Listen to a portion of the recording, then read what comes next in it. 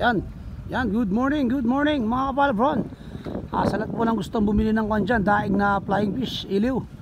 Dito lang po yan sa Marinduque. Mag-comment lang kayo sa aking Facebook page mga kapalbron. Ito po. Ipapakita ko sa inyo kung paano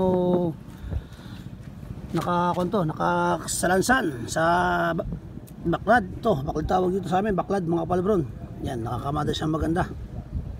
Ganyan po ang pag-arrange ng pagbilad po ng flying fish. Ito po, mga alauna po ng tanghali, ng hapon, pipinawin na po ito. Yan mga kapalbron, pipinawin yan kasi luto na yan, luto na yan po siya. Kung sa kayo tuyo na po yan mga kapalbron. Yung gusto pong umorder ng flying fish, iliw, ito po mga kapalbron. Marami po tayong flying fish ngayon. Meron din po daing na haba dito po, daing na haba at saka daing na iliw mga kapalbron. Mag-comment lang po kayo sa gustong bumili po mga kapalbron. Huwag niyo po kalimutan, please follow and like and share ang ating Facebook page mga kapalbron. Ayan, flying fish po na Marinduque, daing na flying fish sa Marinduque. Ayan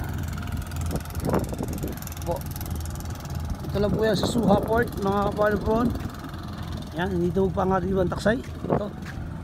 Ito po kaganda ang view dito sa amin sa Suha Port. Yan, may second floor pala tayo mga kapalbron. Yan, may second floor tayo. Yan, Suha, happy here mga kapalbron po. Yan, yan po ang ating flying fish na iliw. Sa gusto pong umorder, ito po hindi maalat, sakto ang lasa, napakasarap.